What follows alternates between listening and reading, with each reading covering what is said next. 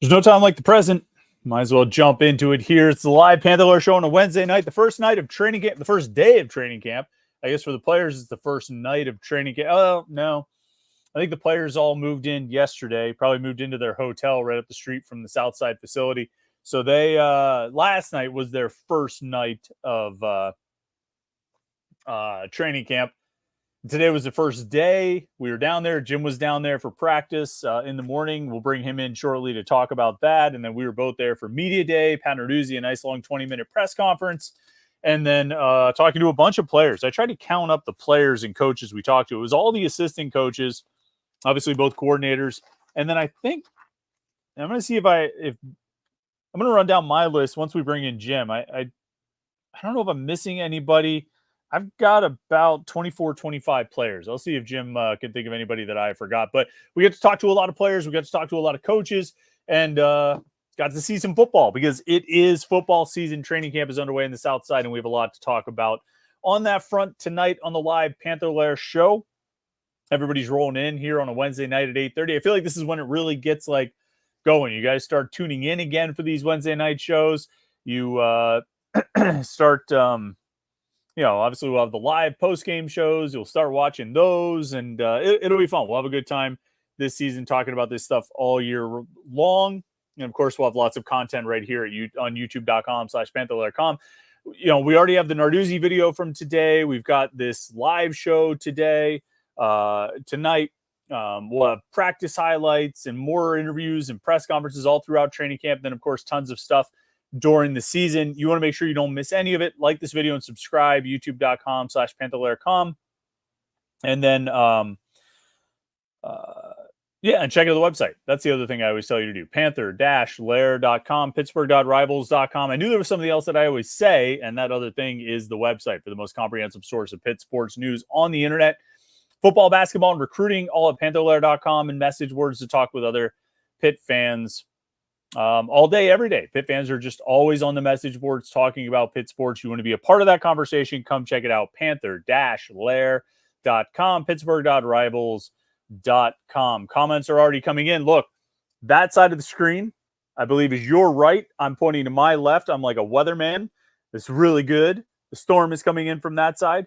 Your comments are over there. Post your comments. You can join the conversation. We can have a little back and forth. Jim and I will be talking. You post your comments and questions, and we will read those and answer them and respond to them. We'll have a little back and forth. Jim will give you his thoughts. I'll give you mine. He will be nicer to you than I am, but we'll all try to be nice because we're all friends here on the live Panther-Lair Show. So a couple people already jumping in with comments. We appreciate you guys. We'll get to those in a moment. And remember, this is important as we start up into our regular season of podcasts. Remember the as we get more and more comments and questions in, we don't always have time to get to all of them. If you want to make sure your comment gets read or your question gets answered, you can be a super chatter. Down at the bottom of your little chat screen, there's a little dollar sign. You click that thing, you kick a couple bucks to the podcast, and we'll make sure we read your comment or answer your question. You want to ask something really ridiculous? I mean, this is the way to get it done. If you just put it in the chat section, we might, bring it on the screen to make fun of you, but we might also just ignore it. But if you're a super chatter, we'll bring it up no matter how ridiculous it is. So that's my promise to you. All right, let's bring Jim in here. He was in the South Side this morning. He's already back in Johnstown. Jim, how long have you been home? I've been home for a while, and I've been typing for a while. Yeah. That's wait, I was going to bring up not that screen. I wanted to check and see how many quotes I had typed so far just from Media Day. How many words? Let's have a contest. I have mine pulled up. Oh, I got 4,600 words. Oh, you're ahead. I'm at 2425. Woo! Now that's just players. I typed out Cade Bell. I didn't do any of the other coaches that I talked to. That's just players that I talked to. Are you going through it? Are you just doing players or players and coaches? What are you working on? I'm on players so far. So I think I've done like 9 players with. Oof. Yeah. That's a lot. Let's set the scene for people real quick of what this day looks like. We'll set the scene and then we'll jump around to different parts of it. So first thing this morning, 9:15, somewhere around there, they had an open media viewing window where you guys could go and watch practice. You were down there for that. I was not. We'll talk to you about that in a second. But just to give people an idea of what the schedule looked like. So you were down there, you watched practice for a half hour, 40 minutes or whatever it was, mostly special teams typically. And you went inside, that was it for you. And then at 1:00, Pat Narduzzi talked to us. He had a press conference for about 20 minutes or so. We talked to him. And then we went into like a big room. I think it's one of the Steelers meeting rooms, maybe the offensive line room or something like that. And they have a bunch of like round breakout tables. And they brought in, first they did all the defensive coaches, put one at each table. And we had about 20 minutes to interview as many of them as we could. I felt like it was in one of those, you go in a glass booth and they blow dollar bills around you and you try and grab as many as you can. That's what it felt like today as we're scrambling around to interview as many coaches as we could. But you couldn't get them all, but you tried to get as many as you could. And then they brought in, 12, 13, 14 players on defense and sat them all at these tables. And you could just move around and interview however you wanted. And then they, 20 minutes or so. And then the offensive coaches, 20 minutes or so. The offensive players, 20 minutes or so. And then that was it. And so when we talk about how we're transcribing all these quotes, this is what we're talking about, because we went around and interviewed a lot of players. I mean, I don't know if between the two of us we got every player. I think we might have. We would have to compare notes on, first we have to compare notes on which players were actually there, and then we'll compare notes on what quotes you got and what I got. But let's take it back to the beginning of the day, Jim. Practice number one, training camp practice number one. There are no pads for this. They're just wearing helmets, shorts and t-shirts, cleats and whatnot. What all did you see? What all was it? Just standard stretching and special teams, or what did you see, and what stood out to you? Yeah, I mean, if you're unfamiliar with the pit media procedures for a practice, is we don't see a whole lot, and especially today, whenever nobody's even wearing pads. So like, you kind of want to see what these guys look like in uniform. You don't. I mean, you're kind of learning the new numbers, and especially you're learning the new coaches. I mean, there's 6 new coaches out there, so you kind of get used to how practice was run the past few years. I mean, especially with guys like Andre Powell and Tim Salem, like you kind of knew how they operated. So you're kind of looking to see how these guys coach and, how they teach. And like, I went up and I was watching the defensive line drills, and like Tim Dallas gets in your face, but like in a good way. Like he's like, all right, guys, like this ain't high school anymore. Like you got to do it this way, and like things like that. So, I mean, you're kind of learning all the new stuff and how everyone goes about things. But I mean, again, we can only see so much, and we can only say so much off of what we see, I guess, if that's a good way of putting it. So, I don't think we're allowed to say like this guy's the starting running back or this guy's battling for the left guard spot. So we are kind of a little bit with our hands tied behind our back, but we got to see the guys out there moving around. But it's not like I saw any elements of Cade Bell's offense or any trick plays just yet. I thought you would give us something good, Jim. Some kind of nugget, some kind of interesting thing that stood out to you. Nothing really jumped out on day one of a non-pad practice. Well, I did add this to my practice report, and I actually ended up talking to Coach Jacob Bernowski about it a little bit, but it just seemed like the whole team was involved in special teams. Like there was other assistant coaches, like I don't know, like Ryan Manilek was helping some guys block, like teaching them blocking schemes and stuff like that. And before, it always just kind of felt like it was Andre Powell's thing, and he had some of his student assistants, but it was like more hands-on with special teams, and it kind of seemed like every detail about it was kind of being addressed, which I think that was one of the reasons why he was hired. I mean, I think special teams is, head coaches really value that, and quite frankly, it has lost them games or almost lost them games quite often over the past 3 years. So it was kind of different to see that approach whenever they broke down the special teams, that almost every assistant coach was teaching a different element of special teams. It wasn't just Jacob Bernowski yelling at everyone. It was all 11 coaches, all hands on deck. So, yeah. And I think that speaks to like the organization. I know Pat Narduzzi has talked about organization with Jacob Bernowski, and I took it largely on like scheme and execution, but I think he's got it really organized of like, okay, here's what I need. I need a coach doing this. I need a coach doing this. I need a coach doing this. And like you said, he accounts for just about everybody other than Cade Bell and probably Jeremy Darvo and Tim Doust. Would you say like Manilak, Archie Collins, Corey Sanders, JJ Laster, Lindsey Lamar are all coaching something with the special teams? Yeah, I saw Randy Bates out there too, and obviously like Bates? Pat Narduzzi likes to poke his head around with special teams as well. So yeah, I mean, you're talking about like almost the entire staff, spending, the first portion of practice on special teams. And I think that's very valuable. And, you know, and after practice, I talked to him and I kind of asked him about that. And he, it's funny. He got like a smile or like a spark in his eye whenever I started talking about special teams. And like, you could tell he really takes it seriously. He's like, that is football in its most rudimentary form. It's guys running around tackling, and like he got all excited about it. So it was kind of funny, but yeah, I mean, the procedure there, and I think it's kind of a welcome thing to hear for Pitt fans. I kind of put that on the board, and like I think it was kind of like a Bronx cheer, like, oh, they're finally taking care of special teams, but like some guys were like actually like, yes, like that's a good thing.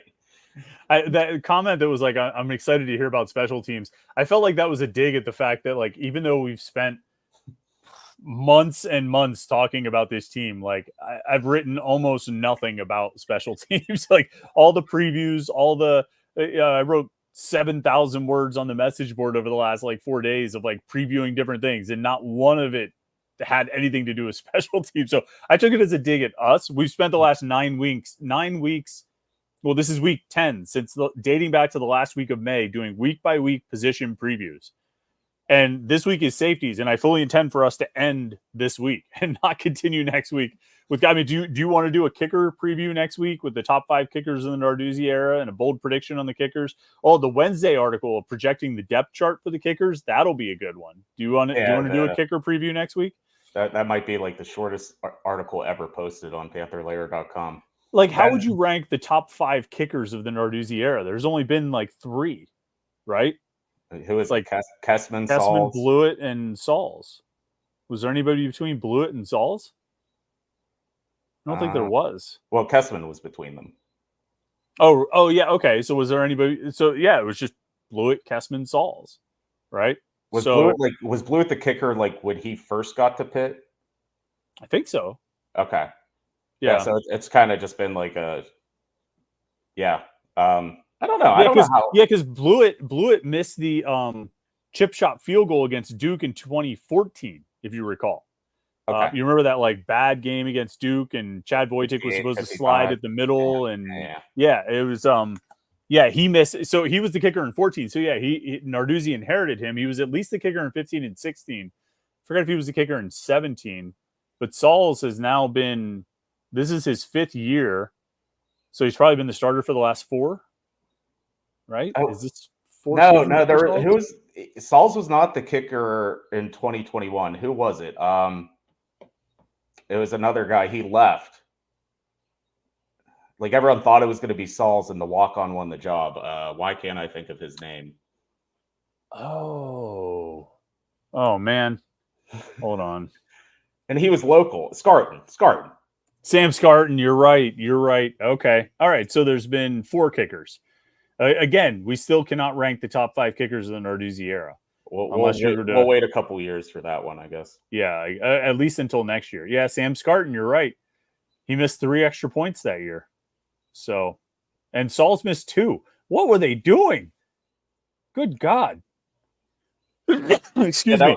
Yeah, that was a weird year because everyone like expected Sauls to be the kicker because he was a scholarship guy and Scarton was the walk-on, but it ended up being Scarton.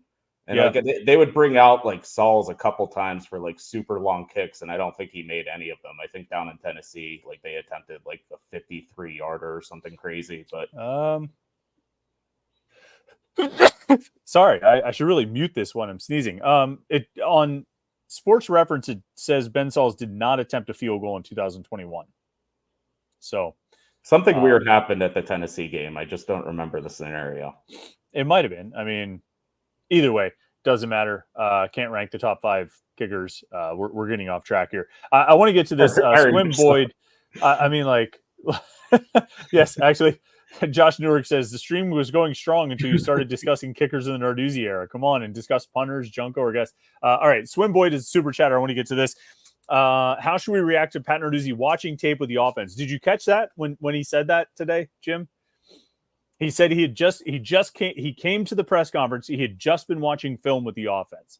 Did you catch it when he dropped that in there? Nothing No, like it. but yeah, I don't know if that was like on purpose. Like I like he always says he's like standoffish with the offense, but like he obviously had like watches film and knows what's going on. But Yeah, I think he tried to wash his hands of whatever happened last year. But that yeah, is funny that he tried to like sneak like, listen, guys, I do pay attention. yeah. I wasn't sure. I didn't know if he's like he said it, and I was like, huh, like this could be an opening to be like, so are you going to be watching more film with the offense this year? I think, like you said, I mean, I think he's in that room sometimes. I think he was in that room sometimes last year, and he's not completely oblivious to what's going on there. He might refrain from offering too much input, but he's not completely oblivious to it. But I thought that was interesting. I almost was going to ask like, hey, are you, because like there's a legitimate question, and it's a question that I was thinking about asking today, but I'll save it for some day in training camp. We have a lot of them.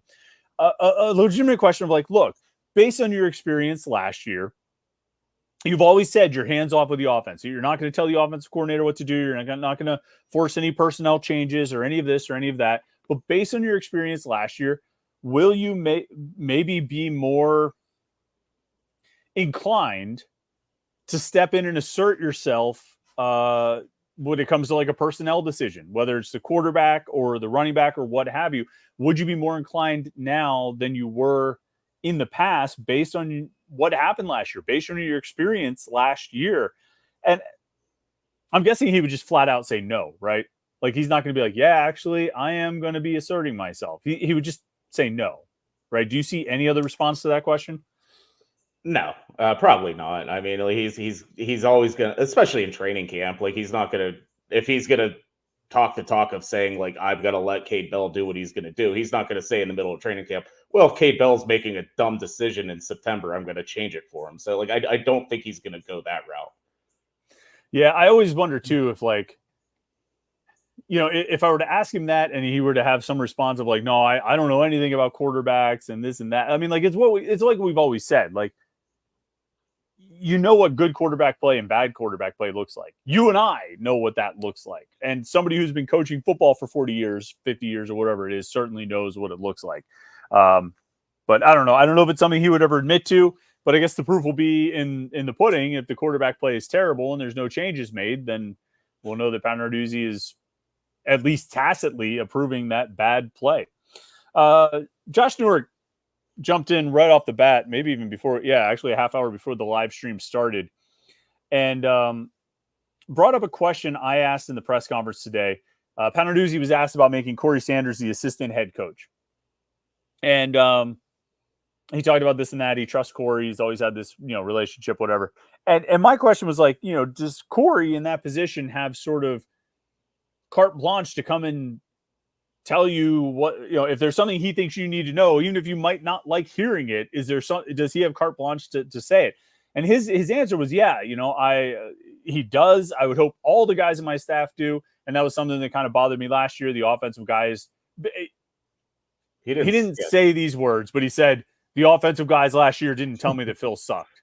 Like, I mean, like that's basically it, which brings us back to our original point of couldn't you see that yourself? But nevertheless, he basically said, that was part of the problem last year with the offense. The assistants weren't bringing issues to him, the issues that were readily apparent or existent. And so Josh says, absolutely fascinating. Narduzzi answered your question about Sanders and whether he was someone able to speak truth to power to Narduzzi. He very much implied the offensive coaches of last year were essentially ill-equipped or not willing to make difficult decisions, very much in line with what we all saw from the quarterbacks last year. I don't really think he even implied it, right? He said, I don't want a bunch of yes men. Right. So I kind of took that as I could have swore he even specifically said, I'm looking at the quote. Oh, I can't say that. Okay. I said, could Corey Sanders do this? He says, always. That should happen all the time. We're not hurting anybody's feelings. To me, when you have guys on your staff that you trust, I expect that to happen, okay? I can't say that necessarily happened on offense last year. That's one of the things that kind of ticked me off, is it didn't seem like there was that come in and say, hey, coach, this is what I think. I don't think we're doing this or that. It was more like they just kind of kept to themselves. So, I mean, that's a direct shot. Like that is like everything short of saying Andre, Tim, and Taekwon and Dave, where the hell were you guys? You know, why didn't you come and tell me that there were all these issues on the offense? I don't think he implied it about the offensive staff. He flat out said it. Yeah. Now, he went out and hired guys, definitely hired guys who would be a complete change to the offense. But Lindsey Lamar, JJ Laster, even Jeremy Darvo to some extent, Jacob Bernowski, like these are not old seasoned veteran coaches who are going to have like, you know, like a screw you, I'll tell you whatever I think. Who cares? I've had 11 jobs and I've been fired from 10. You think this is the first time I got, you know what I mean? Like, yeah. Now, granted, he had those old guys on staff last year and they didn't help the way he needed them to help, but I'm not sure he necessarily hired guys who are going to push back if they feel pushing back is needed. You know what I mean? Yeah, I mean, like that's not necessarily the set of coaches you would expect that from. Because I mean, whenever you look at like Jacob Bernowski and like I was like kind of talking to Brandon George, I'm like, they don't look that much like that far apart in age, and I don't think they are either. No. So that's kind of the crazy thing. So like those guys, like those coaches, like sitting there talking to them, they do look young. But I thought the interesting thing and like kind of the funniest quote like towards the end is like, he's like, Cade Bell reminds me of a young Pat Narduzzi. And like, he's like, what did he say? Just like young, energetic. I forget like the words he used, but like, it was funny that like we went and asked the other coaches, they're like, do you kind of see that comparison? And they were like, yes, like I do. Like, cause they were like, there'd be times wherever you run a perfect play on offense and you score a touchdown and Cade Bell's over there mad because the blocking assignment wasn't right. Like he's like that's a very Pat Narduzzi thing to do. So like it's kind of funny. So maybe in a sense, like his own offensive coordinator might be the one that can tell him some things, even if he is 34 years old or whatever. He was talking. Cade Bell was talking about how like his dad apparently has been in. He watched all the scrimmages. He watched tape of all the scrimmages with Cade Bell, and his dad Kerwin Bell apparently is like super positive. Like the most, and Cade Bell was like, I think that's why we like kind of work well together because like we're sitting there watching the scrimmages and he's like, oh, that was a great play. Oh, that was a really good call. Oh, that was this. And Cade was like, yeah, I'm sitting there being like, yeah, but we screwed this up and we screwed that up and we're terrible about this. So it's kind of a oil and water there, but maybe that's the kind of mix you need. But yeah, I don't know.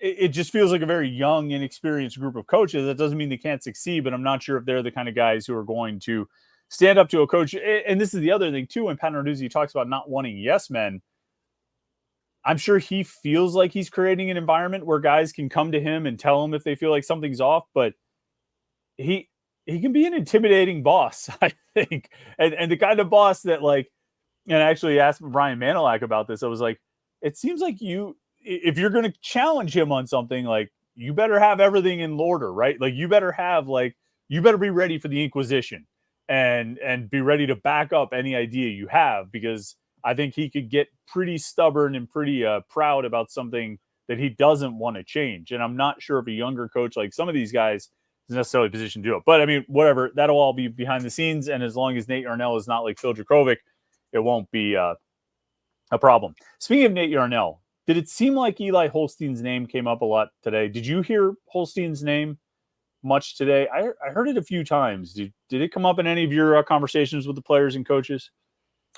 A few of them, but I mean, it was mostly like it kind of started with Narduzzi at the podium. You know, he really like reiterated the fact that it is still a competition. Nate isn't the official starter, but it's still kind of weird that like Nate had like the big seat at the front of the room, and he's the one that went to Charlotte, and they just posted a video of him throwing a pass at practice today. So I mean, it's like everything's suggesting that Nate Yarnell's 100% the starting quarterback, except the head coach talking today. So I didn't hear like a ton of, and actually I didn't even get a chance to talk to Eli. Like I ran out of time. Like he's like the one guy in the offensive room I don't think we got to. So that's another, you bring up an interesting point. I was going to talk about some of the guys who came out. I forgot Eli Holstein was there.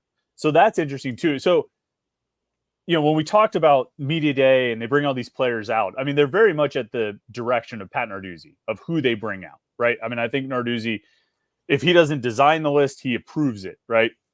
And so I think there were some interesting choices made in there, like Eli Holstein coming out in addition to Nate Yarnell. The fact that, and tell me if I'm wrong, I think I only saw one cornerback, Rylan Gandy. Did you see anybody else? Any other corners? No, Rashad Battle, Tamarian Crumpler? No, it was just Gandy. I thought it was interesting they brought Chief Borders out. And I know there's intrigue as a transfer, but you could make him available for interviews later in camp. To bring him out now maybe speaks to some higher expectations. Probably higher than, I don't know what your expectations were for Chief Borders. I kind of set the expectations pretty low. A guy who transfers over the summer, doesn't have a lot of lead time to learn the defense, has never played the position before. I didn't have high expectations. I still kind of don't have high expectations for Chief Borders, at least this year. But I was a little surprised to see him out there. Were you? I was a little surprised to see him. I was a little surprised to see Lyndon Cooper, and some guys were even talking Lyndon Cooper up, and they were saying he's one of the leaders of the offensive line. That was one that kind of surprised me. Like Chief Borders, Anthony Johnson, I guess, like just because he's a Pittsburgh guy, it's not that weird that he was there as one of the transfers at the table. But yeah, Lyndon Cooper and Chief Borders, I was like, oh. Real quick on Anthony Johnson, he's huge. Yeah, he's yeah, monstrously, like he's like the Hulk. I mean, and I can see it in the pictures. We always get like 50 some photos from the first day of camp, and it's guys without any pads on, and it's kind of like cool, but they always look more impressive. He looked jacked, even without pads on. And then sitting there next to him, I was like, this dude's biceps are as big as my head. I mean, like he is monstrously big. But you mentioned Lyndon Cooper. And this is very, very interesting. Maybe one of the more intriguing sort of storylines to come out of yesterday or today, at least based on my own perception of the team. Lyndon Cooper was there. Correct me if I'm wrong. Terrence Moore was not. That is Did correct. You see Terrence Moore? He was not in the room. He was not in the room. Yeah. And when I interviewed Lyndon Cooper, I was like, so, spring camp and not like what position you've been working at? Mostly left guard. He was like, well, I had about 2 practices at left guard, but I told my coach I really feel like I can play in the ACC and do best at center. So I've been at center this whole time. I've been operating under the assumption like Terrence Moore's the locked-in starter at center. He's going to be the guy. He's number 1. Nothing to worry about there. I keep saying there's one open job on the offensive line. It's left guard. And Lyndon Cooper's in competition for that with Ryan Jacoby and Jason Collier and whoever else. Now, maybe not. Like, maybe I need to rethink that a little bit. I think there might still be a competition at left guard, but there might be a legit competition at center, or maybe there's not a competition, and Lyndon Cooper's the guy. And he talked about being in competition with Terrence Moore, but I was really surprised because after he said, yeah, I'm only playing center, I started looking around. I'm like, all right, there's Ryan Baer, there's Branson Taylor, and that's it. That's the only offensive lineman, and this guy. So, like, I don't know. I mean, were you on the same wave, on the same thought of like, oh, it's Terrence Moore is going to be the starter, and that's it?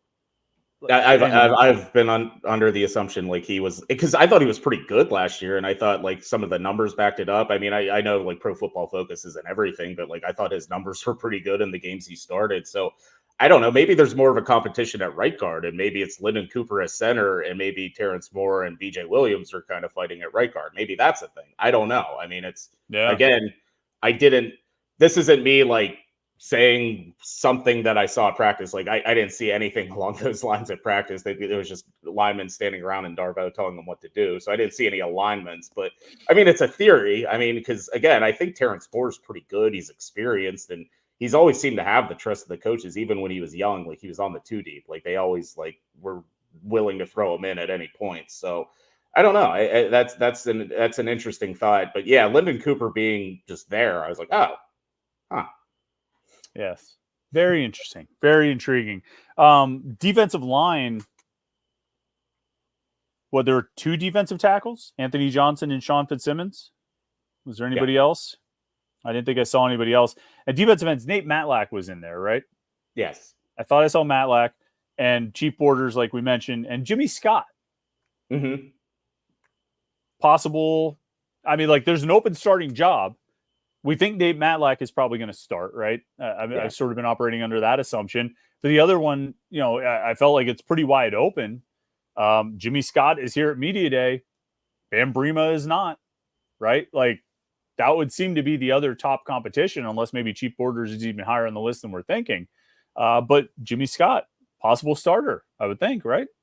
Yeah, I mean, he started getting like more playing time, like those last couple of games. I think Boston College Duke, he started getting more snaps, and they were like meaningful snaps. They weren't like end of the fourth quarter. Like it was like when they were still games, and like he was getting playing time. So I think that's a good sign for him. And yeah, I mean, it's different, and it's you kind of knew where things stood with with Charlie Partridge being here for so long. You kind of knew how his depth charts work, so you don't really know what Tim Doust is thinking. So like. I thought he was an interesting guy to sit down and talk to as well. You sat down with Doust today? I didn't get a chance to talk to him. Did you talk to him? I did. What were some of his thoughts, some of his feedback? Someone asked him who the leader is among the defensive tackles, and he did not hesitate and put it as plainly as possible and said it's Sean Fitzsimmons. He said, "You know what you're getting from 55 every single day, and everyone kind of follows his lead." So. I mean, I think we've always had high expectations for Sean Fitzsimmons. I think he was like an incredible high school football player, underrated recruit, and like we always kind of thought he would kind of blossom into a pretty productive defensive tackle, and I think that's kind of in line to happen. So are we thinking maybe Fitzsimmons and Anthony Johnson start? I could probably. Well, I was always thinking it was going to be Nakai, but I mean. I don't know. The other thing he said, and that's, same thing with Partridge. It's like, you always know there's going to be 4 or 5 guys playing defensive tackle, 4 or 5 guys playing defensive end. So like that can change. And, over the past, however many years, I mean, you've had Green, Danielson, Bentley, Jules, like kind of all starting at different times. So, I mean, I think that's a depth chart that can fluctuate. Yeah, no doubt. The one other guy I didn't see was Rodney Hammond in the room. I don't remember seeing Rodney Hammond. If he was, I didn't get to him. I know Desmond Reed was there. Desmond Reed and Sincere Lee there were 4 wide receivers in the room. Kanate Mumfield, Kenny Johnson, Dejon Reynolds, and Sincere Lee. I think that was the most of any single position, which was interesting. It's interesting that they put both of the transfers out there, Desmond Reed and CJ Lee. But if you're not going to have Rodney Hammond, I mean, you need somebody to represent the running backs other than just Daniel Carter. But yeah, no Rodney Hammond, which was interesting. Cade Bell said he was like, Rodney was pretty much hurt all of spring, which was probably more of a revelation than Pat Narduzzi was intending to get out there. But he said now he's healthy. I'm excited to see what he can do.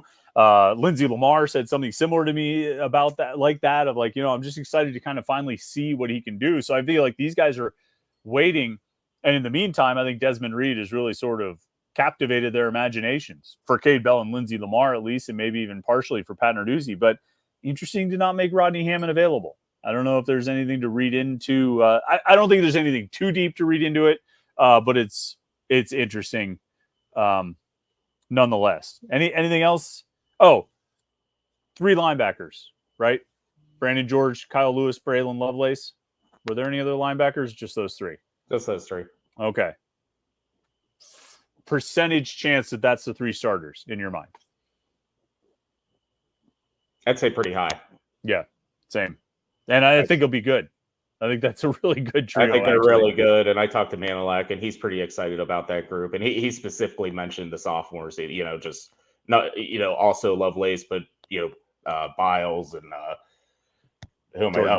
Jordan Bass. Like he said he's just really, really excited about the sophomores. And obviously all 3 of them playing last year, burning their red shirts, like that kind of speaks to that. Yeah.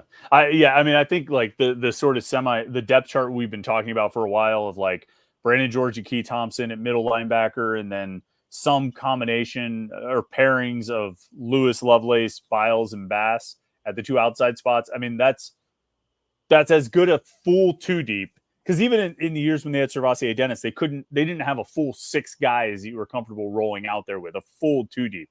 Whereas now, I mean, I think they've got it. And I think they're going to be really good. And I think all 6 guys will play. I think they'll play a lot, and I think they'll make a lot of plays. I think Braylon Lovelace is going to be a stud. I think he's going to be, one of their best players this year. I think Kyle Lewis is going to really blossom this year. The staff has been waiting for that. He's finally healthy. I think they're going to be good. And I think those 3 could be the starters. All right, I want to jump into some of the other questions here. Josh Newark says, gun to the head, if you are Pitt, who does Pitt want to win the quarterback battle? Not whoever does better in camp. Legitimately, which quarterback has the higher ceiling in your opinion? And that's a tough question, Jim, about ceiling. I think Eli Holstein has a bigger arm. Yeah. I think. I guess we're being told he's a little more mobile, but Nate Arnell can move around a little bit. I don't know. Who do you think has a higher ceiling? Who do you think they want to win the battle?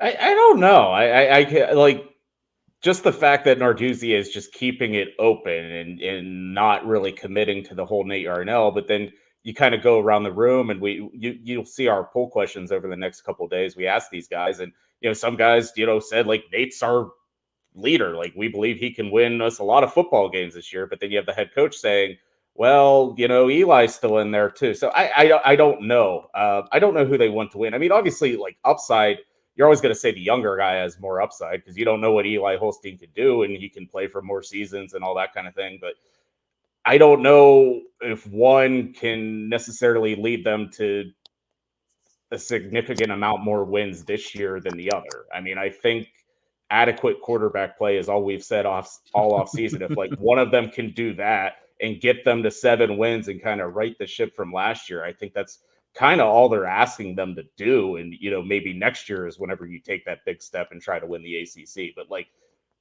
I don't know who they want to win the battle. I kind of always assumed it was Yarnell, but I'm not sure now. Yeah. And maybe you're right. Maybe make a good point about 2025 being a year to really go for it, which allows you to use the results of 2024 to influence your decision about which quarterback you want to roll with long term. Like if you're talking about who's got the highest ceiling, the year when that ceiling is most relevant is next year, 2025. Mm-hmm. The media obviously does not think much of Pitt's chances this year. Media, did you see the ACC poll came out today? 12th, this evening? 12th out of 17 or 13.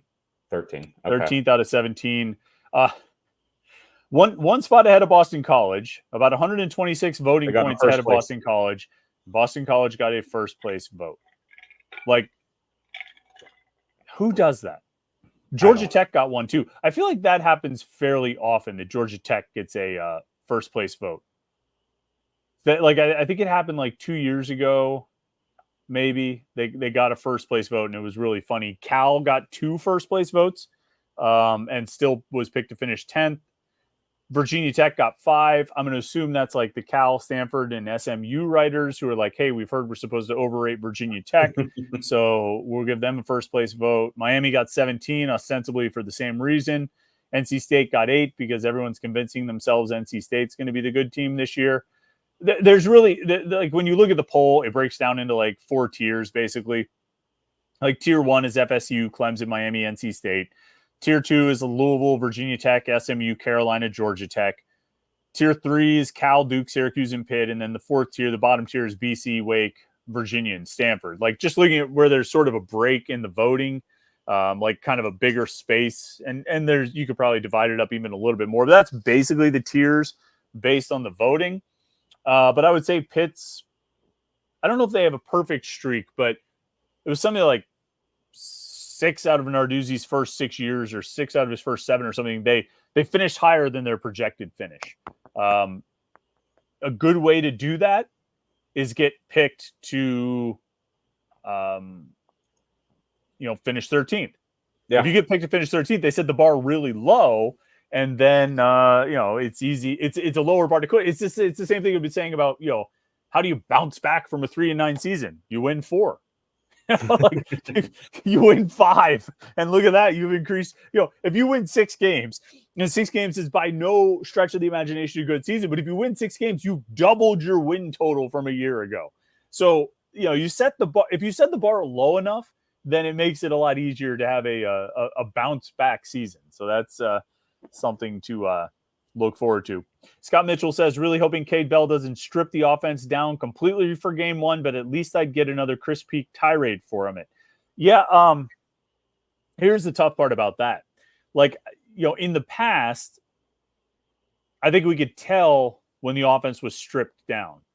I don't really know what this offense is actually going to look like aside from the tempo. So I don't think we're really going to be able to know how much they stripped it down for Kent State. I will still bang my head on the table about the fact that they should not strip it down, that they should try to get action, live game action, to find out, to work out some of the kinks and everything like that. But I don't know if, unless they just completely do away with tempo and everything, I don't know if we're really going to be able to tell if they strip it down, unless they just like hand it off all the time and run something that looks like last year's offense. You know what I mean?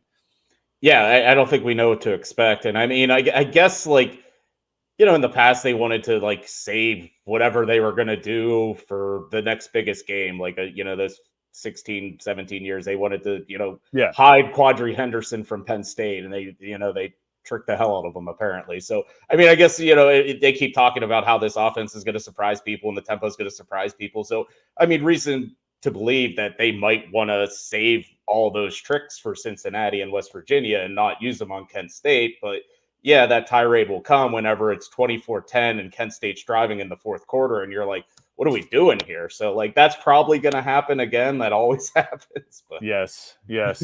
But the thing is, then you run into like a 2017 situation where they hit the offense, and they went to overtime against Youngstown State that year in 2017. Yeah. And we came out of that game and it was like, that's not their offense. They're going to do this. They're going to do that. When they finally needed to win it at the end, they finally threw it to Jester Weah and all that stuff. And no, I mean, it just turned out the offense sucked overall. So we didn't really know if like, it was like, it's like, I'm trying to, there was this old sketch on, Mr. Show, this sketch comedy show on HBO. And I think it was like, I forget if the kid was like, had one arm or was like dying or something, but he was like a crappy drummer. And all these like music teachers were like, you're just a terrible drummer. And he's like, yeah, but is it because I have one arm? They're like, no, you're just a bad drummer. Like, and it was kind of, he's like, yeah, because I have one arm. They're like, no, you just suck. And like, that's kind of like what that was that year. It's like, oh, it's a lousy offense. Oh, because we held it all back for Youngstown State. No, just because you're bad. Like, you just have a bad offense. That's what it comes down to, is that we won't really know if the offense looks like crap against Kent State. We won't know if it's actually bad or if they were holding something back. But the thing is, like, you're not going to hold anything back at Cincinnati. That's an important game to win. Yeah. So now you don't have much that you've held back against West Virginia, right? So what's the point? Like, eventually everybody's going to see it. And by the time you get to week 4, you're not going to surprise very many people. So you might as well work it out and get comfortable running this offense, but they won't. Narduzzi will make them hold it back. I would almost guarantee that he makes them hold back the offense. All right. Scrolling on here. Rit says Cade Bell's offense will be electric. He's an offensive guru. Okay. They've scored a lot of points in the past. They've been really good in the past. Tom's on your mom's cheesesteak shop says, I was wondering how fast Eli Holstein is.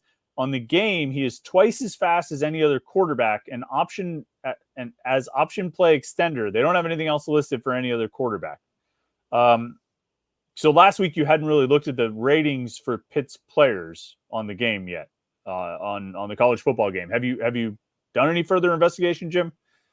No, I've had a busy week. I had the big Johnstown Music Festival was this weekend. There's a big baseball tournament in Johnstown. I was in Pittsburgh all day. So I haven't played video games in the past week. You're supposed to be the man on the scene, Jim. I'm supposed to find out about this. Can you find out if Eli Holstein is truly listed as being twice as fast as any other quarterback? I know he's definitely listed. Like, he is like a good runner in the game. And I thought it was funny today because like Jerry DePaul, a good friend of the show, he said, I watched you guys last week and I was really interested. Do people actually like this video game? I'm like, Jerry, you have no idea, man. Like, people have been waiting 11 years for this game. Yes. Now was that Jerry or was that Larry? Because as Tom's on your mom's cheesesteak shop pointed out, Narduzzi did refer to Jerry DePaula as Larry. Now, to be fair, Larry Richert was sitting in the room, although nowhere near Jerry, and it certainly wasn't his question, but he did call Jerry Larry. So there's that. Let's see. Oh, you know what? Let me get up another question here. A lot of good comments and questions you guys are bringing in here. Let's see. I don't even know what this username is, but it doesn't matter. It says Narduzzi is the king of taking shots after the fact. Players and coaches aren't exempt of being targets. Is it helpful or hurtful? I don't think it's anything. I think it's just his personality being a little petty. I don't know if it like comes down and bites him in the ass in the end. I think it's just like that's just kind of who he is. I think there have been hurt feelings after the fact when he feels the need a year later or 2 years later or 3 years later to still take shots at guys. I kind of know that for a fact, actually, that some former people who've been around who have been the targets of some of those have been like, what's this guy's problem? Like, let it go. Like, just let it go. Like, you don't have to do that. You don't have to say that. You don't have to keep going on this. Just let it go. And for whatever reason, he can't. Now, did you feel like, I'm assuming this comment was posted when we were talking about how Narduzzi mentioned the offensive coaches last year, maybe being too much of a yes man. Did you feel like he was taking a sort of traditional Narduzzi shot in those comments? I felt like that was interesting context to what we were talking about at the time. I didn't feel like he went out of his way to take a shot there, but did that feel different, or did that feel just like, yep, that's another Narduzzi? No, because Narduzzi dart. Yeah, it didn't come from out of nowhere. I mean, you specifically asked him, like, can Corey Sanders come in and tell you what the hell's going on? And so he answered the question, and he said, I want all my assistants to do that. And I think along the way, and in the way he talks, which is in circles, he kind of got shots in, but I don't think he was like intentionally like taking them. I think he was just kind of answering the question. Yeah, that's kind of what I thought too. And sometimes those shots, like, it feels like he's working hard to work them in, which is where it really starts feeling unnecessary. But I didn't think that was the case today. I felt like it was pretty reasonable as far as his shots go. Real quick, Jim, I do need to mention Chris Gates Fitness is back to sponsor the Wednesday night live show during Pitt training camp. He's got a brand new coaching service that's designed specifically for Pitt football fans, just like the listeners of this podcast and people who watch this show. It's the online fitness training camp. Training camp with Chris Gates Fitness. It's a low-cost monthly fitness membership program designed specifically for sports fans. And at this time of year, it's the perfect program to help you stay consistent and reach your health and fitness goals amidst tailgating, football season, the holidays, and more. If you're ready to elevate your health and fitness goals and do it with a group of like-minded people looking to support and encourage each other, you have to check this out. I've been looking at it, what Chris has online at chrisgatesfitness.com.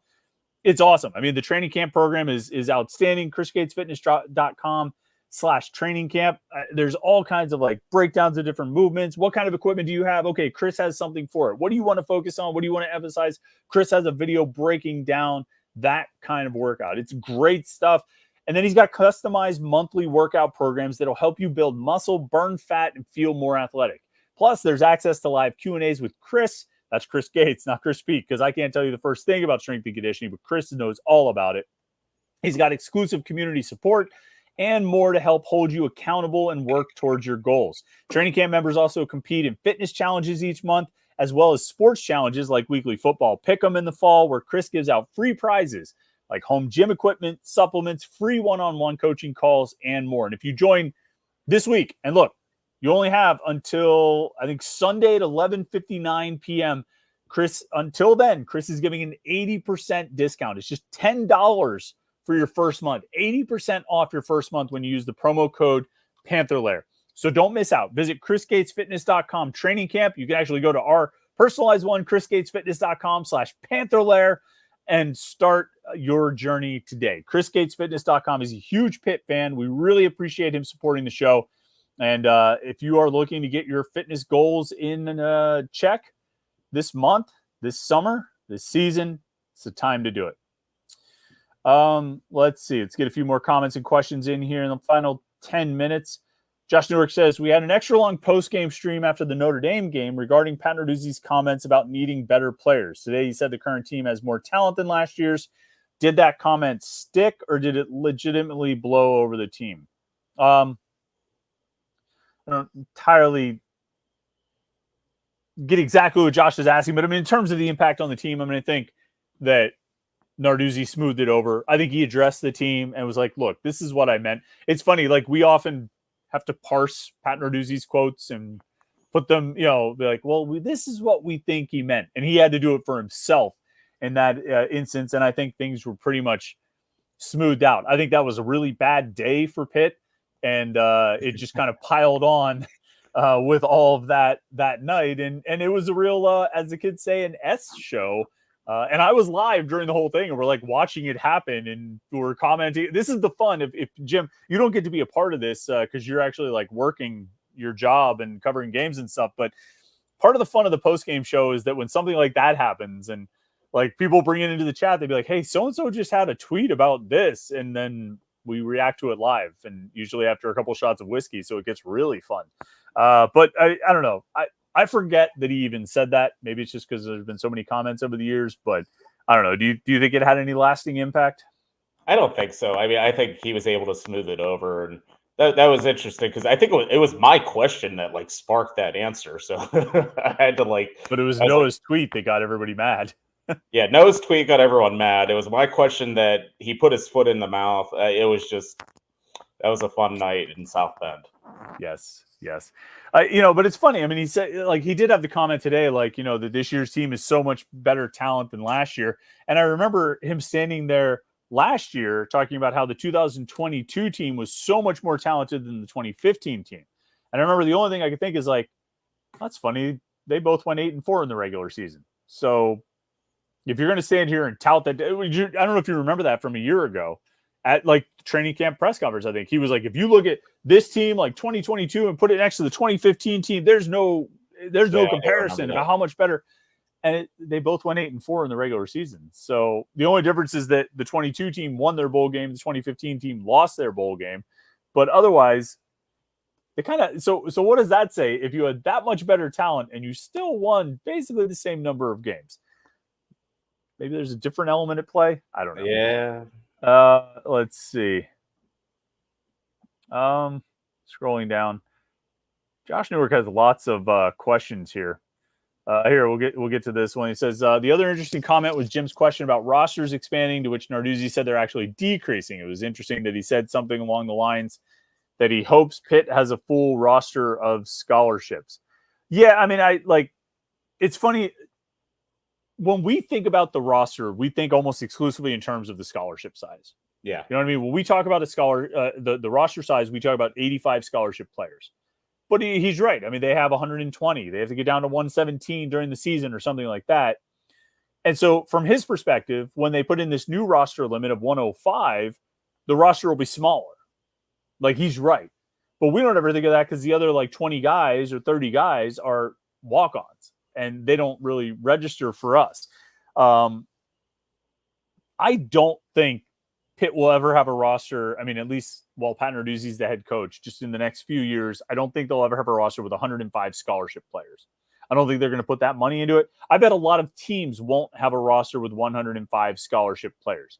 There will be some, but I think most will fall short of it. I was talking to another coach in a different sport the other day. We were talking about like roster limits and how their sports rosters had like ballooned and, under this new thing, and you can do full scholarships. And they were like, I bet there's going to be like 5 teams in the country that fully fund. Now this was like an Olympic sport. So not men's basketball, not football, but it was like, there's going to be maybe 5 teams in the whole country that actually fully fund all of the roster spots with full scholarships. And I think that's probably right. I mean, like, there's more money going out, like over the next 5 years, schools will have less money. So I don't see them like committing more of the less money they have to more scholarships to get like player number 102 on scholarship. So like Pitt might go over 85, but I would be shocked if they ever even go over 95 scholarships going forward. You know what I mean? I would agree with that. I mean, I think there's more value in doing the revenue sharing to, keep the main guys happy rather than adding a few more walk-ons or extra guys on scholarship, if that makes sense. Like, I think there's more value in putting your money in different places rather than having the full 105. And he even talked about it. He said, we need to talk as a school or as a program to kind of find what's right for Pitt. And I think other schools are going to, you know, some might like 95, some might like 105. Like we got to find the right thing for Pitt. And I don't know. I mean, it's not like a question like I wanted to ask like on the first day of camp, but it's, you know, we don't talk to him from, you know, the spring game until today. So it's like, okay, these are the things that happened over the past couple of months. So I kind of wanted to ask about it. It's almost like maybe we should have had a press conference or two between the end of spring camp and the start of training camp. I like our dear friend and colleague, EJ Borghetti. We love him dearly. You know, at one point he's like, if we have any more questions about training camp, well, if you have any questions about training camp, you should have let us talk to him at some other point in the summer, so when we could ask questions about all of those other things. You know what I mean? Like it's, and I've made this point before, like Narduzzi, I mean, he never does stuff in the off season. You know, we used to, whether it was Dave Wanstead, not Todd Graham, because he was never here for an off season. Actually, I mean, like when he first arrived, Paul Christ, we would have these like January or February sit downs where you could just sit down in their office and we would tape recorders on and just talked about the season and talked about just whatever and covered a lot of ground and a lot of topics. And it's nice because then when you got to spring camp, you didn't have to spend all your time asking questions about the previous season. And I thought this a lot, and I tried to make this point to the powers that be in like January, February. Hey, why don't we have a sit down with Pat, and then we can talk to him about everything from the last season. And then we don't have to spend all of spring camp asking questions about why you stuck with Phil Jakovic for 5 games. But that never happened. So we had to ask questions along those lines in spring camp. Having one of these sit downs or a little press conference or whatever in July, we could have asked him about the health settlement. We could have asked him about roster limits, about salary caps, about changes in NIL procedures, about Pitt's embracing of Alliance 412. But instead, we're going to do that throughout August. You know, and because they're relevant topics that you want to hear from the coach about. We had, you know, and the funny thing too, and I don't know if Pitt really gets this, like people want to hear from their head coaches. You know, like I did that long thing with Jeff Capel, like 40-minute interview with Jeff Capel. People love that, like went crazy for hearing from Jeff Capel in the offseason. You know, like I tried to make the point. I'm like, look, Pat Narduzzi, maybe I could talk to him too in a similar setting. And I bet people would really enjoy hearing from him. And he'd probably have interesting things to say. Because a lot of times when you boil down through like the Narduzzi-isms, you find some like actual interesting and relevant insight on the world of college football.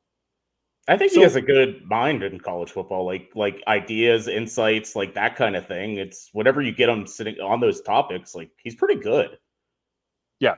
Some like actually, I think he's got a good perspective on things, but we don't, you know, so I'd like to get more opportunities. I guess we have those Thursday sit downs during the season. Those are good times to ask about those kind of topics, but sometime out of the season when he's not just thinking about football 24/7 or thinking about the next game, maybe it'd be nice to, I don't know, but whatever. We've been beating that dead horse for 10 years and nothing's going to change there, but all right. Practice number 1 is in the books. I don't think they practice tomorrow, but either way, we're not invited. Next practice will be on Friday. We'll be down there covering it, and then practice is next week, and we'll have plenty more football to talk about next Wednesday night. So, Jim, thank you for your time this evening. Everybody on the chat, we appreciate you. Thanks to Chris Gates Fitness for sponsoring the podcast, as always. And, it's been fun. It's good conversations. Good to get back into the regular season swing of things, or at least training camp swing of things. So make sure you like this video and subscribe. YouTube.com/Panther-Lair.com. Check out the website Panther-Lair.com, Pittsburgh.rivals.com. And then, stay tuned for all the Pitt sports coverage. Thanks again tonight. Have a good rest of your Wednesday. We'll see you tomorrow morning for the morning Pit, and have another live stream next Wednesday night at 8:30 right here. YouTube.com/Panther-Lair.com.